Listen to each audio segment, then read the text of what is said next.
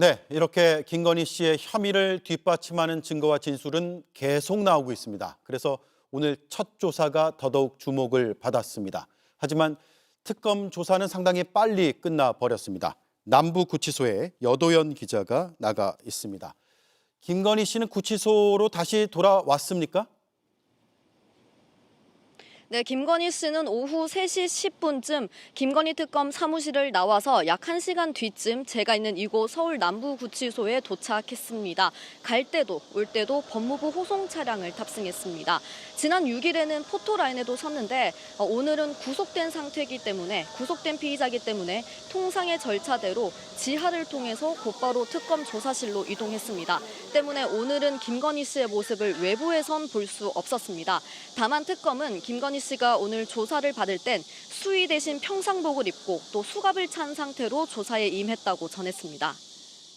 네, 조사 시간이 상당히 짧았네요. 어떻게 진행이 됐습니까?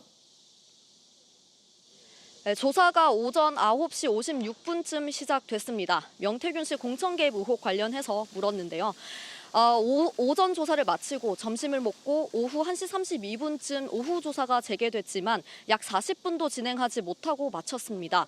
그러니까 오늘 순수 조사 시간을 합치면 약 2시간 10분쯤 소요된 겁니다. 지난 6일 조사 때 조사 시간이 약 6시간 정도였으니까요. 그때와 비교하더라도 확연히 짧아진 겁니다. 첫 조사 때는 혐의를 부인하더라도 본인이 모두 직접 진술을 했지만 오늘 같은 경우엔 혐의를 부인하면서도 대부분 질문에 진술 거부권을 행사했습니다. 그러면서도 본인의 변호사에게는 내가 앞으로 남편을 다시 볼 수 있을까, 다시 살 수 있을까 이런 말을 했다고 합니다. 예, 진술 거부권을 썼다. 그러면 앞으로 특검 조사는 어떻게 될까요? 네, 일단 특검은 18일 오전 10시 김건희 씨에 대해서 2차 조사를 진행하겠다고 밝혔습니다. 다만 김건희 씨 측에서는 당일 오전에 일단 변호인들과 접견을 한 다음에 출석에 응할지 여부를 밝히겠다고 했습니다. 특검은 지금 구속영장에 청구할 때 적용했던 혐의죠. 명태균 씨 공천 개입 의혹 사건, 그리고 도이치모터스 주가 조작 사건, 그리고 건진법사 의혹 사건을 먼저 조사를 하고 있습니다. 물론 다른 의혹에 대해서도 수사를 하고 있지만 우선 재판에 넘길 혐의 먼저 다지겠다는 겁니다. 다만 김건희 씨가 18일 조사에 응한다고 하더라도 또 진술 거부권을 행사할 수도 있습니다. 네. 자, 그리고 지금 윤 전 대통령 부부가 모두 구치소에 수감 중입니다. 이런 상황에서 구치소장이 바뀌었다면서요? 네, 법무부가 전격적으로 인사 발령을 냈습니다. 지금 서울구치소장이 안양으로 또 수원구치소장이 서울로 이렇게 발령이 된 상황입니다. 이런 인사 배경을 두고 법무부는 윤 전 대통령의 수용 처우 등에 대해서 문제 제기가 있어 왔다라면서 앞으로 특혜 시비가 없도록 최선의 노력을 다하겠다. 그래서 인적 쇄신이 필요하다 이런 입장을 밝혔습니다. 앞서서 윤 전 대통령 같은 경우에 기존 수용자들과 운동과 목욕 시간을 따로 갖거나 아니면 변호인을 접견할 때도 별도의 공간에 따로 하는 등의 특혜 시비가 불거졌습니다. 오늘 인사 배경은 이런 지적도 반영된 것으로 보입니다. 네, 서울 남부구치소에서 여도현 기자가 전해드렸습니다. 건진법사가 건희2 전화번호로 보낸 문자 내용도 일부 확인됐습니다. 건진은 만나는 게 좋을 것 같네. 생각해보고 답을 줘. 이렇게 반말로 보냈습니다. 김건희 씨는 당시 대통령 당선인의 배우자였습니다. 두 사람의 관계를 추정해 볼 수 있습니다. 연지환 기자의 단독 보도입니다. 김건희 씨는 건진법사 휴대전화에 건희2로 저장된 번호를 행정관이 쓰는 번호라고 주장해왔습니다.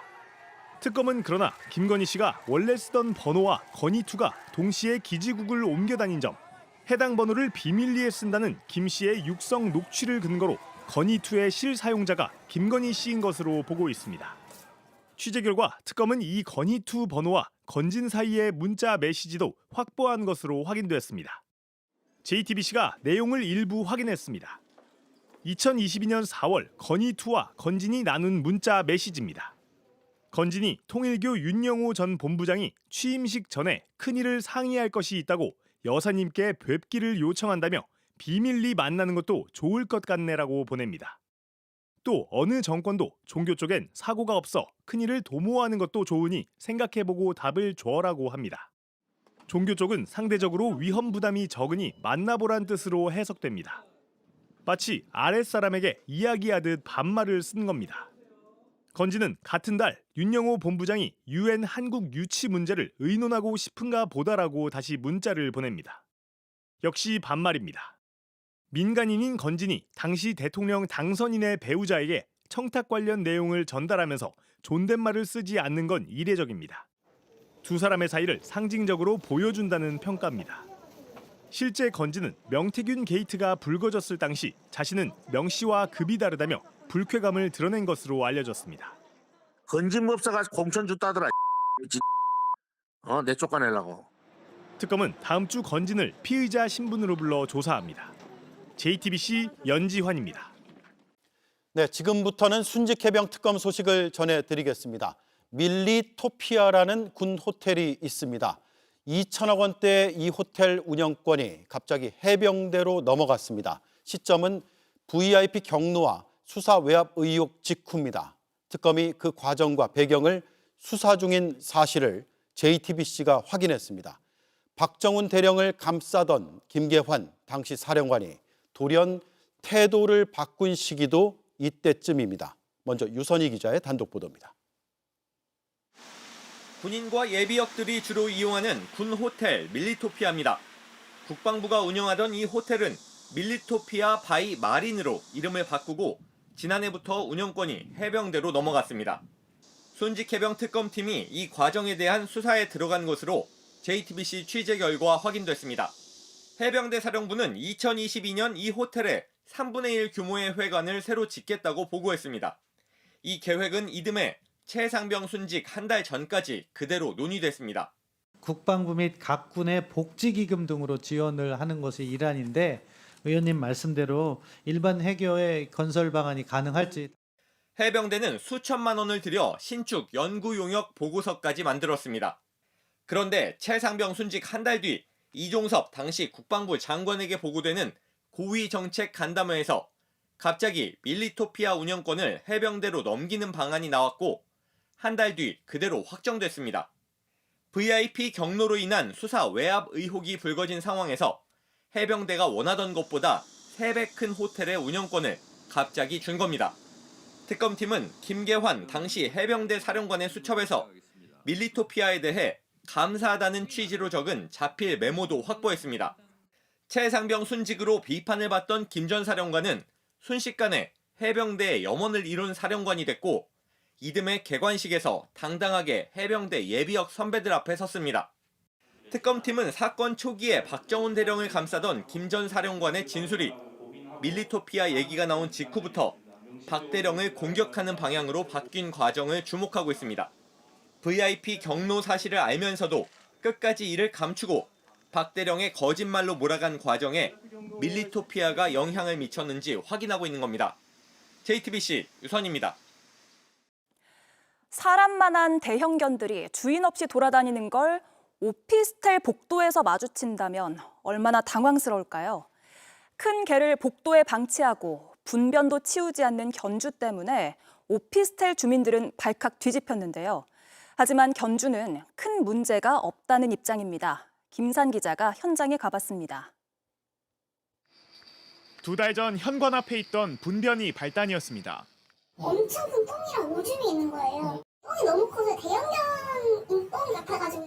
견주가 찾아와 치웠는데 얼마 지나지 않아 또 목격됐고 이후에도 반복됐습니다. 참다 못한 한 입주민이 건물 내부를 직접 돌아봤습니다. 거대한 말라뮤트 2마리를 복도에서 마주쳤습니다. 여기저기 어슬렁거리며 바닥에 분변을 핥고 있습니다. 말이 안 되잖아요. 강아지 자체를 무서워하는 사람들도 있단 말이지. 다른 주민들도 일찍이 고통받고 있었습니다. 견주 없이 난간에 묶여있거나 돌아다니는 모습에 놀라기 일쑤였고 울음소리는 벽을 뚫고 들어왔습니다.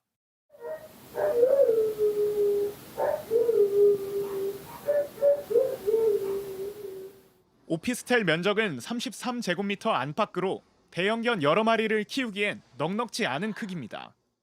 이 때문에 입주민들은 견주가 대형견들을 사실상 복도에 내놓고 키우는 것 아니냐는 의심을 하고 있습니다. 복도에다가 2마리를 묶어놓고 사료 급여를 해요. 모든 짐들을 복도 그 통로에다가 창고처럼 쓰고 난리를 쳐서 구청에 여러 차례 민원을 제기해봤지만 소용없었습니다. 두 분도 어떠셨나요? 불편하게 하면 안 된다 이렇게 둘이 무시하게. 어쨌든 이제 과태료라는 건 그 현상 적발 원칙이라. 동물보호단체엔 동물학대가 의심된다는 신고까지 했습니다. 취재진이 견주를 만나봤습니다. 견주는 직접 보고 판단하라며 대형견 3마리를 복도로 줄줄이 내보냈습니다. 주민분들이 이렇게 큰 강아지들 좀 위협을 많이 느끼지 않을까요? 견주는 대형견들이 직접 문을 열고 나갈 때가 있어 잠금 장치를 보완해 주의하고 있다며 방치된 분변은 다른 세대 반려견 것도 섞여 있다고 해명했습니다. JTBC 김산입니다. 독립운동을 하면 3대가 망한다는 말이 사라지게 하겠다. 이재명 대통령은 광복 80주년을 하루 앞둔 오늘도 다시 한번 약속했습니다. 저희 JTBC는 여전히 빈곤층의 삶을 살고 있는 독립운동가 후손들을 만났습니다. 어떤 부분을 가장 먼저 바꿔야 하는지 구민주 기자가 자세하게 들어봤습니다. 독립운동가 후손의 집이란 문패가 달린 작은 반지하 주택. 1918년 제주 최초의 항일운동을 이끈 이봉규 지사의 손녀가 사는 곳입니다. 대구 형무소에 같은 간방이 있었다. 추워서 발가락 여러가 엄지 발가락이 떨어졌다 하더라고. 87세의 나이에 몇 해 전부터 파킨슨병을 앓기 시작해 혼자 가까운 외출도 쉽지 않은 이 할머니. 이제 오후 이제 1시 반 되면 와요. 성당에서 이제 내가 손이 이러니까. 기초생활수급비에 독립운동가 후손에게 지급되는 보훈연금이 더해져 한 달 생계비는 100만 원 남짓. 하지만 그마저도 최근 크게 줄었습니다. 올 초 보훈연금이 4만 원 올랐는데 이것이 소득으로 계산돼 기초수급 자격이 박탈됐기 때문입니다. 뭐 도저히 안 된다 하는 거예요. 안 된다. 부부로 그걸 떼 있다 하면서 20만 원이 이제 마이너스가 되는. 만주에서 학교를 설립해 항일 정신을 가르쳤던 독립운동가 김기전 지사의 외손자 박기창 할아버지. 연금을 받던 외삼촌이 돌아가신 후 지원은 거기서 끊겼습니다. 1973년 이후 규정이 바뀌어 해방 이후 사망한 독립운동가의 경우 2대까지만 연금을 주고 있기 때문입니다. 밤에도 하고 24시간, 36시간 막 이렇게 일해서요. 지금 내가 80이 넘었거든요. 일 못하니까 수입이 없잖아요. 가족에 무슨 누가 어디에 문제가 있든 하게 되면 돈을 좀 써야 되고. 지난해 보훈부 실태조사 결과 독립운동가 후손 10명 중 3명은 중위소득 50% 이하, 정부에서 분류하는 빈곤층에 해당됐습니다. 그중 절반은 중위소득 30% 미만의 극빈층입니다. 후손들은 연금 수급 범위를 이전처럼 3대까지 복구해주기를 요구하고 있습니다. 일제 총칼 앞에 죽을 것 뻔히 알면서 이렇게 빼앗긴 나라를 되찾기 위해서 독립운동을 하셨는데 아직까지도 후손들은 그 법의 그 사각지대죠. 그 당시에는 굉장히 힘들고 어려운 대한민국이었지만은 지금은 경제적으로 너무 풍요롭고. 보훈부는 후손들 상당수가 고령이므로 개선이 필요하단 외부 연구 용역 결과에도 논의의 진전은 없었습니다. 정치적으로 우선순위에서 밀려났습니다. 거기에 더해 후손들마저 고령이 되면서 대중적 관심마저 줄어든 겁니다. 집권 여당으로서 빠르게 법안이 통과될 수 있도록 취임 직후 독립운동가 후손에 대한 예우를 약속했던 이재명 대통령. 독립운동하면 3대가 망하고 친일하면 3대가 흥한다는 말은 이제 영원히 사라져야 합니다. 현재 생존해 있는 독립운동가는 불과 5명. 정부의 시간이 더디게 가는 동안 후손들의 시간은 빠르게 흐르고 있습니다. JTBC 구민주입니다. JTBC 뉴스를 시청해 주셔서 고맙습니다. 저희는 저녁 6시 30분 뉴스룸에서 뵙겠습니다.